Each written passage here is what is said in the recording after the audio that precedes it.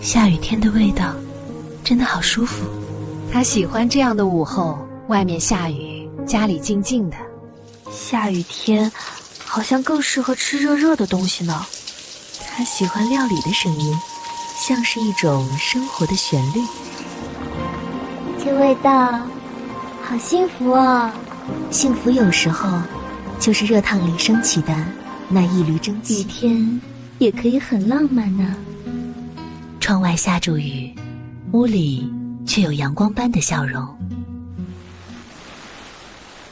一个人吃饭也要好好吃，即使只有自己，这一刻仍是完整的生活。下雨天最适合的就是咖啡。每一口苦味都藏着温柔的平静。雨声好像也在陪我说话。孤单的日子里，雨水也成了温柔的朋友。甜甜的，好像把坏心情都冲走了。有时候一块蛋糕就能让人重新开始微笑。有雨的夜晚特别安心。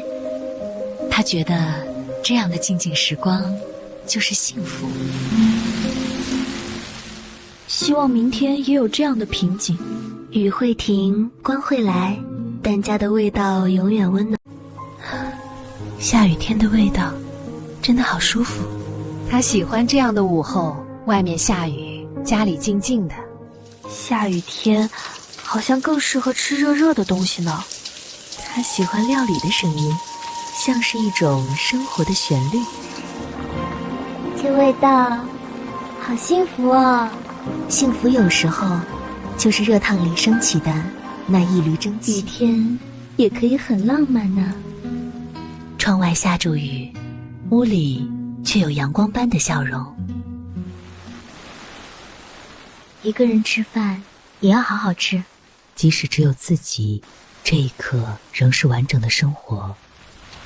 下雨天最适合的就是咖啡。每一口苦味都藏着温柔的平静。雨声好像也在陪我说话。孤单的日子里，雨水也成了温柔的朋友。甜甜的，好像把坏心情都冲走了。有时候一块蛋糕就能让人重新开始微笑。有雨的夜晚特别安心。他觉得这样的静静时光就是幸福。希望明天也有这样的平静。雨会停，光会来，